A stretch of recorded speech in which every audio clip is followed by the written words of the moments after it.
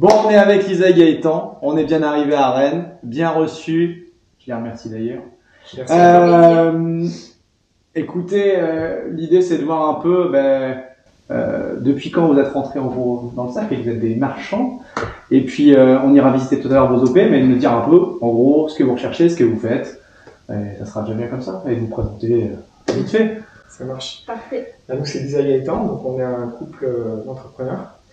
Et on est rentré dans le cercle en octobre 2022, voilà, pour vraiment se professionnaliser et donner du crédit à ce qu'on faisait, parce que vraiment le marchand aujourd'hui, il y en a pas mal, mais ce qu'on veut c'est en fait envoyer, se démarquer, envoyer une image vraiment pro de l'immobilier et pas du marchand bancal comme on a l'habitude de voir. Ok, je vois très bien de quoi vous voulez parler. Du coup, à la base, vous étiez de profession? Alors, moi, je suis un ancien militaire. Ouais. Maintenant, je suis entrepreneur également. Voilà, j'ai quitté il y a plus de 3 ans. Ok. Maintenant. Et Elisa. Moi, j'ai fait une période en gendarmerie. D'accord. Puis en tant qu'agent immobilier. Ok. Et maintenant entrepreneur, marchand de biens, investisseur. Donc à 100%. Donc Ouais, là, vous me 100%. dites d'être rentré en octobre 2022 dans le cercle. C'est ça. Ouais. Et vous vous êtes mis direct à fond dans le marchand. Ouais, en fait, Alors, voilà, on a commencé par le locatif. On a eu quelques petits déboires en locatif. Notre première opération, on passe en vente forcée, parce qu'en fait, le vendeur est passé sous curatelle, la curatrice, qui est sa sœur, ne veut pas vendre. Donc, du coup, voilà, donc, une opération qui est encore Complexe. et longue, hein, c'est les joies de l'immobilier. Ouais. Et notre deuxième opération, quelques déboires avec les artisans qu'on devrait résoudre. Okay. Donc, c'est vrai que. Qui est en travaux depuis 2 ans. Ouais. Ah, ça traîne un peu, voilà, c'est des bons travaux. Ouais, c'est ça. Okay, Donc on s'est dit, le marchand, c'est rapide, précis, concis, allez, on se lance. Ok, mais donc du coup, petite expérience déjà dans l'immobilier, Oui. agent immobilier, travaux. C'est ça, ouais. Donc vous aviez quand même au démarrage un petit bagage, background voilà, dans l'IMO et des ça. compétences là-dessus, mais vous êtes lancé à fond marchand. Vous en êtes où? C'était en octobre. Là, la vidéo, on la tourne février 2023, donc octobre, novembre, décembre, janvier, février, 5 mois après l'entrée dans le cercle. 5 mois, c'est ça. On a clôturé 2 opérations. Donc on vend notre deuxième opération aujourd'hui même, à 15h. On va aller la visiter avant qu'ils la vendent. Tant qu'on a les clés. Ok. Et puis on a une offre acceptée sur notre troisième opération. D'accord. Donc on la contre-visite d'ailleurs avec des acquéreurs la semaine prochaine. Ouais. Donc ça pourrait se débouquer très très vite. Ok, donc une de déjà débouclée, ouais. une que vous débouclez aujourd'hui, et une potentiellement vous avez déjà trouvé une sortie. Voilà. C'est ça. Voilà. Joli. Joli. Non, mais c'est top. Sur quel secteur? Donc là, on est chez eux. Je ne vais pas dire où ils habitent exactement, mais aux alentours de Rennes. Et vous cherchez des opérations dans le coin. Vous avez changé de secteur. Qu'est-ce que vous avez fait? Comment ça s'est passé? On reste assez local en fait. Voilà, Rennes, c'est notre secteur. La première couronne de Rennes, deuxième couronne de Rennes. Voilà, on a bossé comme nous inculque le cercle. Hein. On fait nos études de marché. Et du coup, voilà, on travaille de réseau. C'est quelque chose qu'on cultive aujourd'hui, qu'on met en avant. Et le on-market. Voilà. Donc on reste vraiment première deuxième couronne de Rennes. Donc on-market, votre culture du réseau maintenant, les études de marché, donc, mais vous restez dans votre secteur. Vous n'allez pas à 2 heures de voiture de chez vous, ou à l'autre bout de la France. Il y a de quoi faire ici. Il y a déjà de quoi faire ici. On est d'accord. Il y a de quoi faire un peu partout de toute façon, je pense. Mais qu'est-ce qu'il y a, quand tu dis il y a de quoi faire, il y a quel type d'opération à faire dans le secteur? En tout cas, ce que vous voyez pour le moment et les opérations. On va aller voir, tu m'as parlé d'une opération de division, mais qu'est-ce que vous ciblez comme opération? Un truc particulier ou vous regardez plusieurs choses? Non, on regarde plusieurs choses. C'est très varié. Après, il y a beaucoup de centres-bourgs assez autonomes ici en première couronne de Rennes, parce que c'est vrai que Rennes, c'est quand même une ville assez conséquente. Donc du coup, les gens, post-Covid, veulent quand même s'extraire des grandes agglos. Et il y a pas mal de centres-bourgs qui sont avec un dynamisme vraiment prépondérant. Donc nous, on cherche des maisons à potentiel de division pour créer des appartements et favoriser en fait les primo-accédants sur l'achat de la résidence principale ou de l'investisseur avec un projet global plan et en fait devis de travaux. Du coup, DP réalisé. Et lui, il a le projet clé en main. Donc, il travaille avec vraiment l'entreprise qu'on a mis en avant ou pas. Voilà. Mais lui, il a déjà une ordre d'idée en fait, de ce que ça va lui coûter et démarches administratives réalisées. Voilà. Ok, donc des maisons dans des petites villes, Ouais, voilà. combien il y aurait à peu près d'habitants? Après, globalement ça va en gros de 4-5 000 habitants à 15 000 à peu près. Oui, 15 000 max. 15 000, Et on va être à combien de minutes de Rennes? On est à 15-20 minutes du centre de Rennes. Donc ça Ok, reste vraiment donc assez on cool, est proche d'une grande ville. C'est ça. Vous avez ciblé ce type d'opération, en tout cas c'est ce que vous avez vu. Vous interdisez rien, Complètement. mais vous avancez sur ce type d'opération, des divisions de maisons, Ouais, c'est ça. vieux bâtiments. Oui, voilà. On est un peu rénovateur de patrimoine ancien et facilitateur de projet. C'est comme ça qu'on se met en avant. Voilà. C'est hyper clair et en fait, je vois que vous êtes, entre guillemets, hyper focus. Vous savez ce que vous voulez en fait. Donc j'imagine que quand on sait ce qu'on cherche, on le trouve plus facilement. C'est ça. Hein. C'est vrai que quand on a son objectif, hein, sa phase de recherche, on a l'impression qu'après les choses arrivent plus facilement. Comment vous avez fait pour cibler cette aiguille dans la botte de foin? Comment vous avez fait pour dire je veux ça comme type de projet, ou c'est ça notre recherche ou ma recherche? Et j'ai envie de dire comment vous avez su que c'était ça qui allait marcher dans le secteur? On répond à la demande. En fait, il faut savoir que depuis le Covid, les prix de l'immobilier ont juste explosé dans le secteur. On a fait plus 56% sur les prix de marché en 5 ans, mais ça s'est majoritairement fait pendant les 3 ans. Tout le monde était marchand, alors t'achetais avant le Covid, tu en vendais juste après le Covid, c'était une opération de marchand. Il y a des trucs complètement fous qui se sont faits, franchement. Ça m'étonne pas. Et aujourd'hui, on sait que la problématique actuelle, c'est les personnes n'arrivent plus à se loger, n'arrivent plus à acheter, parce que les conditions bancaires se sont durcies, et surtout les prix ont tellement flambé qu'un jeune primo-accédant ou des parents qui veulent acheter une résidence pour leur enfant étudiant, c'est plus trop possible. Okay. Donc nous, ce qu'on fait, c'est que voilà, on essaye de pallier à cette problématique-là en achetant des maisons qui sont souvent trop grosses pour les normes actuelles, parce qu'elles accueillaient de grandes familles à l'époque. C'est un patrimoine ancien ici, un patrimoine immobilier ancien. Donc on divise tout ça et on permet à des primo-accédants du coup d'accéder à des logements à faible coût par rapport à ce qu'on voit aujourd'hui. Ok, non, très clair, et comme tu l'as dit, facilitateur de projet, promoteur, rénovateur, c'est le métier.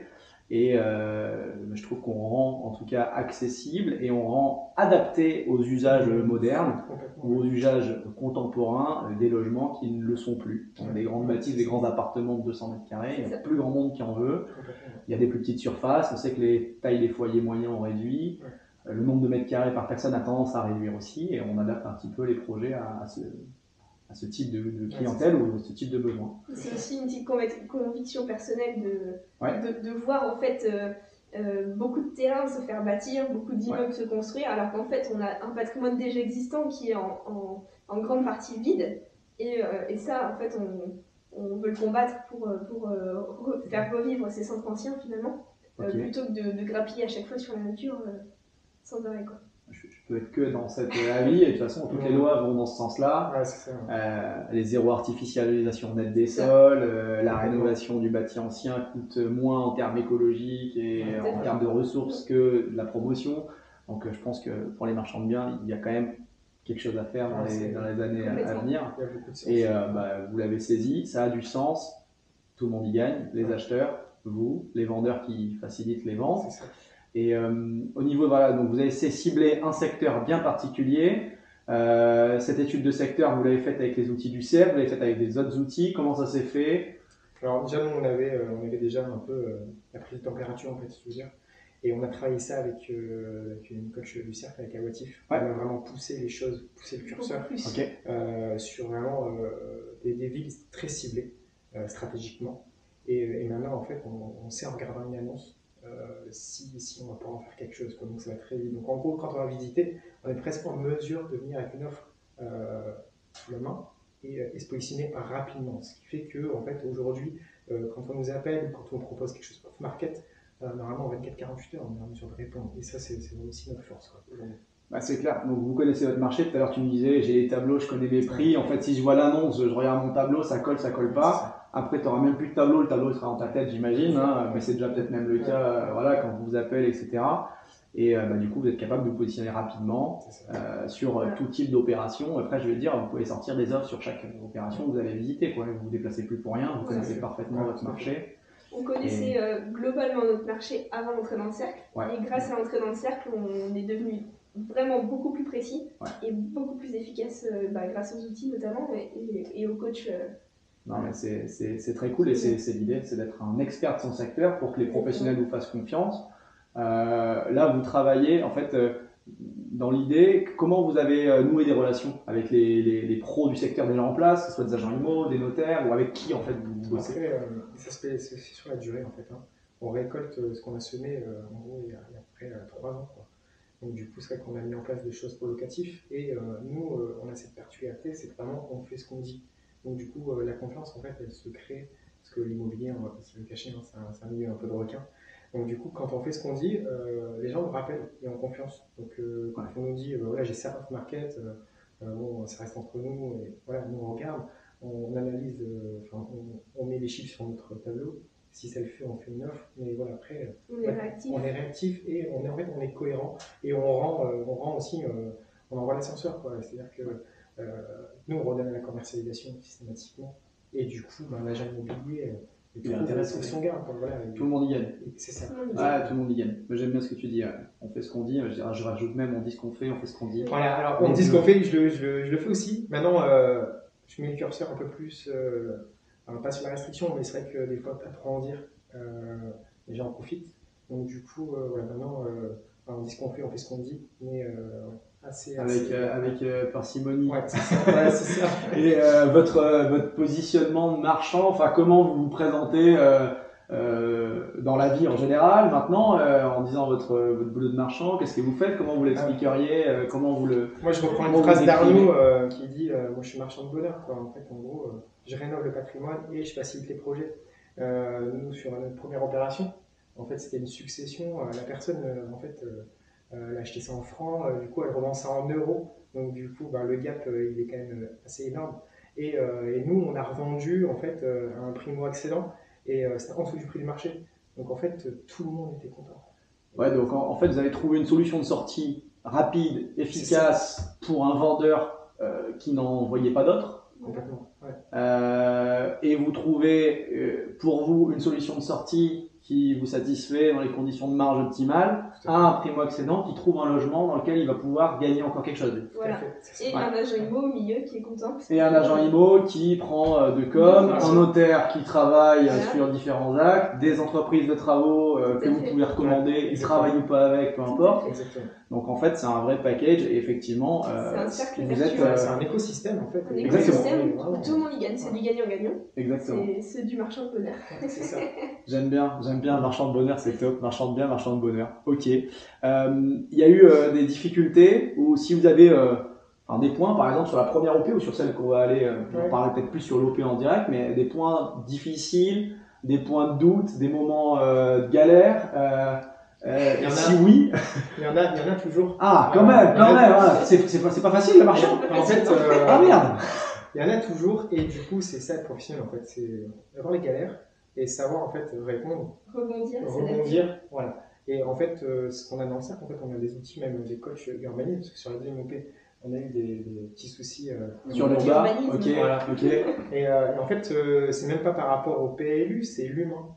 C'est la personne, l'instructrice en fait, qui a mal lu le PLU et qui nous a refusé la DP dans un premier temps, alors que en fait, on était dans notre droit, quoi. On était conforme à la réglementation. Donc DP refusé, c'est le projet qui passe pas. Donc vous abandonnez votre marge, la vente qui capote, peut-être vos acheteurs, machin, etc. Ok. Et on n'a pas laissé faire. Vous n'avez pas laissé faire. Ok. Vous êtes allé au point de devoir attaquer ou justement tu l'as résolu à l'amiable? On l'a résolu à l'amiable, mais c'est-à-dire qu'après ça a pris 6 mois. Ça a pris 6 mois. Ouais, c'est-à-dire que là, on est, encore une fois, on est sur l'humain, donc refaites une DP, on va la traiter en priorité. Okay. La personne part en arrêt maladie, c'est Jacques qui reprend le dossier, Jacques dit la DP c'est 3 mois, donc vous attendrez. La dame revient, elle part en vacances, elle laisse ça sur un post-it, sa collègue ne voit pas le post-it, et voilà, tous les l'administration française. Quoi. Ouais, ok. Bon, malgré tout, malgré tout, vous y arrivez sur les conseils des membres du cercle et ou de Laurence, pour ne pas la nommer, notre coach au top. Et du coup, le projet passe et là, vous faites l'OP, quoi. Là, on fait l'OP. Là, on fait une OP. Bon, mais ça c'est top. On va aller la voir après. Et tu penses, vous pensez que vous auriez pu vous lancer comme marchand sans le cercle ou pas? Non. Honnêtement. Non. Honnêtement, non. Non, c'était une volonté vraiment. La première opération, on l'a faite, on rentrait dans le cercle. Vous l'aviez déjà dépisté avant, voilà, c'est ça. Repéré, identifié. Voilà, c'est justement en ayant repéré cette opération qu'on s'est dit en fait, c'est pas un jeu. C'est pas un jeu, il y a des enjeux justement, il y a des grosses responsabilités envers beaucoup de secteurs et de monde. Donc en fait on a ressenti ça et on s'est dit mais on peut pas jouer, donc on se professionnalise. Là il n'y a pas le choix. Il n'y a pas le choix. Okay. On le ressent quand on va chez le notaire, on sent vraiment le professionnel immobilier, le notaire en face vraiment nous fait sentir. Donc, voilà. Il y a toute cette pression qui est gérée. Maintenant, en fait, la volonté de rentrer dans le cercle, c'est déjà les compétences, la montée en compétences qui est juste énorme. Il y a énormément de connaissances à avoir. Et ce qu'on apprécie vraiment, c'est qu'on est 100 et c'est qualitatif, c'est élitiste. Et c'est-à-dire qu'il y a un cerveau collectif, on a des coachings et en fait, tout le monde apporte cette plus-value d'expérience et c'est juste énorme pour nous. Le retour investissement est quand même conséquent, quoi. C'est souvent, on dit qu'on gagne plusieurs années en fait. On aurait fait pas mal d'erreurs et pas mal d'années à passer à chercher les infos, les bonnes réponses, que tout le monde a soi-disant la bonne réponse, mais il y en a beaucoup qui parlent et qui pensent savoir. Et en fait, on ne peut pas penser, il faut être certain de ce qu'on fait. Je suis bien d'accord. C'est vrai que c'est des grosses sommes, des gros enjeux, et pour tout le monde, hein, pas pour les marchands, pour les vendeurs, pour les futurs acquéreurs, pour les notaires, les agents IMO, etc. Et puis il faut faire les choses correctement. Ok, et si on parle un peu des objectifs, parce que là du coup vous avez 2 OP, la troisième peut-être qui se déboucle, vous voyez comment l'année à venir et c'est quoi le but en fait? En fait on est épaulé encore une fois par le cercle, du coup quand on rentre dans le cercle on a un bilan sur l'année qui suit et voir une projection sur 3 ans. Donc on établit ça avec Seb, on a une roadmap et tous les trimestres en fait on réévalue les curseurs. Donc là on a réévalué ça avec Awatif et vraiment voilà, nous cette année c'est sortir au moins 4 OP minimum, une par trimestre. Grand minimum. Voilà. Donc voilà, une OP par trimestre pour cette année, ça c'est l'objectif. Mais on est bien parti pour faire beaucoup plus. Ok. Bon, top. En tout cas, voilà, objectif posé. Et tout à l'heure, j'ai vu sur le tableau, ils ont un tableau dans leur bureau. Il y avait les mois, les trimestres marqués, donc je sais qu'ils vont suivre l'OP, ça c'est top. Et ok, donc ça c'est pour l'année à venir. Et puis pour la suite, après, continuer. Qu'est-ce que vous ambitionnez On met vraiment du plaisir en fait dans cette activité, dans ce qu'on fait. Et du coup, c'est vraiment une activité qu'on veut continuer parce que on se rend compte que c'est un domaine qu'on affectionne, l'immobilier. Et le marchand, c'est spécifique. Et du coup, la montée en compétences, après, elle s'acquiert au fil du temps. Et du coup, on a envie de travailler dans ce domaine-là. C'est vrai que et pratiquer un métier en accord avec nos valeurs. Ouais, complètement. Complètement. Voilà, donc c'est vrai qu'on l'a mis en avant tout à l'heure, on veut donner du sens au patrimoine.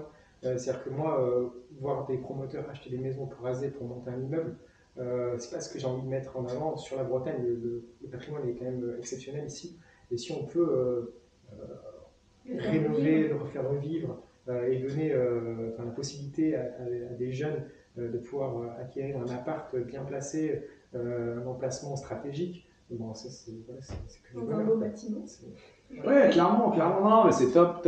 Je pense qu'il faut du logement neuf aussi. Hein, mais en tout cas, c'est pas votre créneau. Vous, c'est on sert l'ancien et on rénove. Et je trouve ça. En tout cas, vous avez choisi votre créneau, comme je l'ai dit. C'est très clair dans vos têtes, je l'entends.